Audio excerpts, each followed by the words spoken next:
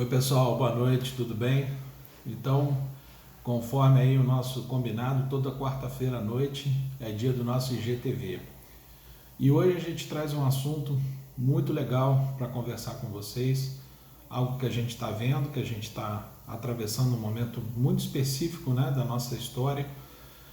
E trago para vocês observações clínicas, colegas que trazem, né, também as suas observações clínicas, que trazem também seus casos clínicos para a gente discutir. E a gente vem falar um pouco sobre o impacto dessa pandemia sobre os nossos pacientes. E mais especificamente dentro da área da endodontia, uma coisa que a gente tem visto, né, que tem sido um impacto muito grande sobre as pessoas de uma maneira geral, com essa coisa do confinamento, do isolamento e até da situação toda econômica e social que essa pandemia tem provocado, não só no nosso país, mas no mundo de uma maneira geral, né, por ser uma pandemia. É exatamente isso que a gente chamou aí, que a gente colocou para vocês aí no título de Síndrome do Dente Gretado. O que vem a ser a Síndrome do Dente Gretado? De acordo com a Associação Americana de Endodontistas, a definição da Síndrome do Dente Gretado é um dente que tem um traço de fratura de direção desconhecida e profundidade desconhecida, que se não envolveu ainda, vai envolver a região da polpa e ou do ligamento periodontal. Então ela é uma fratura não consolidada, correto? Onde, por esse traço de fratura, por esse traço de fissura, que muitas vezes pode já estar em comunicação, pode levar a comunicação com a cavidade pulpar, esse traço de fratura virá um ponto de entrada de fluidos e, consequentemente, de bactérias, micro-organismos e toxinas bacterianas, e isso começar a disparar um quadro de inflamação pulpar. Essa semana mesmo, eu atendi 2 casos de dente gretado aqui na clínica, né? A professora Adriana, que é minha sócia aqui na clínica, também atendeu um outro caso, e mais uma outra colega também atendeu um outro caso. Quer dizer, essa semana foram 4 casos de dente gretado aqui na clínica, de síndrome de dente gretado aqui na clínica, que é um caso nem sempre de um diagnóstico muito fácil. Que eu tenho para comentar com vocês, né? Um dos casos que eu atendi essa semana era uma paciente que tem dor intermitente, principalmente ao frio, uma pontada muito forte, em que de vez em quando alguns episódios de dor muito intensa, muito forte, mas que ela tomava um anti-inflamatório e isso mitigava, diminuía, né, a intensidade da dor.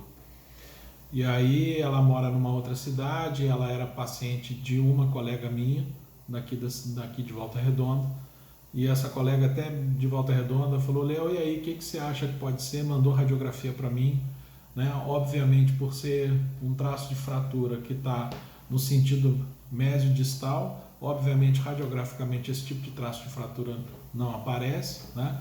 Então, o diagnóstico para esse tipo de condição é um diagnóstico muito clínico, onde, além de uma boa anamnese, né, onde o paciente vai te contar a história, vai te contar qual é a sensação que ele está experimentando, e você, através das perguntas corretas, saber se dói com quente, se dói com frio, se essa dor é localizada, se essa dor, né, é difusa, é irradiada, etc. e tal, tentando entender aí quais são os gatilhos que disparam essa dor, e se essa dor ela é uma dor localizada, é uma dor difusa e tudo mais.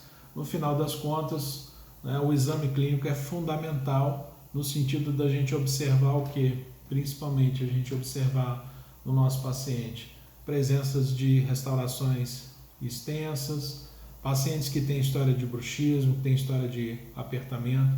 Por que essa síndrome do gretado ela tem sido, né, um efeito colateral de tudo que está acontecendo? As pessoas estão vivendo um momento de tensão emocional muito grande, seja por questões econômicas, por questões do próprio confinamento em si, e isso tem levado as pessoas a mais bruxismo, a mais apertamento, né, que são mecanismos aí de dissipação de tensões. E um outro fator que eu também acho muito interessante comentar com vocês é a questão do home office, que não só pelo fato, né, do paciente estar em casa trabalhando, o que muitas vezes para ele no início pode ter sido bom, mas depois pode ter gerado um certo estresse em função, né, especialmente as mulheres, de acomodar toda a rotina doméstica com a questão do trabalho em si e tudo mais, mas é que muitas vezes em casa a pessoa acaba relaxando no que diz respeito à postura de trabalho.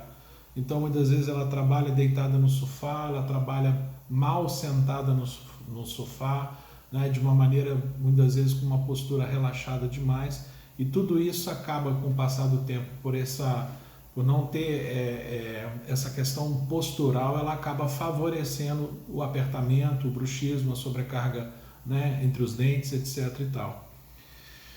Então essa paciente nossa, por exemplo, né, mulher, está na faixa etária produtiva, está em casa fazendo home office, 2 filhos, né, criança, ensino à distância, acomodar as tensões todas de casa em relação ao trabalho e tudo mais e tal, começou a fazer esses quadros de dor intensa, principalmente com gelado, e um quadro de dor também não provocada, do nada disparar um quadro de dor intensa. E aí quando a gente examinou ela essa semana, fizemos teste de vitalidade e tudo mais, a gente vê que é um caso que tem assim um conjunto completo, onde a gente vê que não é só a questão dentária, existe também uma questão ali de fundo emocional que está afetando o sistema estomatognático como um todo, porque a gente vê contratura muscular, né? A gente vê ruído, crepitação de articulação, enfim, toda uma situação, né? Relato dela de estar muito emocionalmente muito tensa em relação ao que está acontecendo. Então, assim, o diagnóstico clínico, onde o teste de vitalidade ele é fundamental, nem sempre a gente vai ter resposta positiva a teste de percussão vertical, a teste de percussão lateral, dependendo da profundidade dessa fratura. E um teste que a literatura comenta muito também é o testezinho do rolete de algodão, onde no dente que você suspeita que possa haver, né, um traço desse de fratura, uma fissura dessas aí, você colocar o paciente para ocluir em cima de um rolete de algodão, que é um material, né, resiliente, onde supostamente não tiver a fratura, o que vai acontecer é que ao ocluir, o traço de fratura ele se abre. E isso, né, desencadeia no paciente aquele desconforto que ele relata. Sondagem periodontal também é importante para a gente poder entender a extensão dessa fratura, se essa fratura ela está de alguma forma, se essa fissura ela está confinada só à região de coroa ou então se ela vai se estendendo, né, para a raiz. E aí a gente vai para a literatura para ler um pouco, para estudar um pouco sobre isso aí, e a gente vê o seguinte, que esses dentes gretados, quando eles desencadeiam quadros pulpares, o tratamento endodôntico, obviamente, ele está recomendado, e que, em geral, os dentes que têm essas fissuras confinadas à região da coroa, uma meta-análise, uma revisão de literatura, né, sistemática mostrou que após 5 anos, o índice de sobrevivência, de sucesso desses dentes, né, desses dentes permanecerem funcionando na boca, chegou próximo a 90%. O que é importante para restaurar esses dentes que têm esse tipo de situação, esses tipos de fissura? São restaurações do tipo onlay ou então restaurações tipo coroa total. Restaurações onlay, restaurações coroa total são as situações onde prolongou mais ainda o tempo o tempo de permanência, vamos dizer assim, do dente na boca do paciente. Então é tratamento endodôntico e restauração protética do tipo onlay ou coroa total, para quê? Para evitar a propagação da trinca, correto? Agora, o que é interessante? Se a gente olha na literatura em relação à incidência dos dentes, o dente mais acometido são os molares inferiores, né? Os dentes mais acometidos são os molares inferiores, e especialmente os segundos molares inferiores. Depois, em segundo lugar, os pré-molares superiores. Em terceiro lugar, os molares superiores. Tá? Média de idade, são pacientes entre 30 e 60 anos de idade, é muito comum acontecer no idoso, até em função da questão ou da calcificação, né, da deposição contínua de dentina secundária e às vezes até terciária. O nível de cálcio do dente vai aumentando, isso vai deixando a estrutura cada vez mais endurecida, rígida, e isso favorece a fratura. Dentes tratados endodonticamente também são dentes suscetíveis, porque aí a gente tem a questão da perda, né, de hidratação da estrutura, então são dentes onde fica favorecido essas fraturas. Agora, muito interessante, dentes restaurados, principalmente com classe 1 de amálgama. E muito interessante também, resinas também, onde a técnica de confecção das resinas não respeitou aquela técnica incremental. Também pode favorecer o desenvolvimento de fratura, porque quando você coloca um pedaço grandão de resina e você faz a fotopolimerização, você já cria tensões na estrutura que, com o passar do tempo, a própria força mastigatória, até junto com o próprio bruxismo, o apertamento, vai acabar fazendo a restauração funcionar como se fosse uma cunha, né? Tem um efeito de cunha ali. Da mesma maneira, as restaurações metálicas, especialmente os amálgamas, classe 1, classe 2, também são muito comuns de provocar esse tipo de fratura não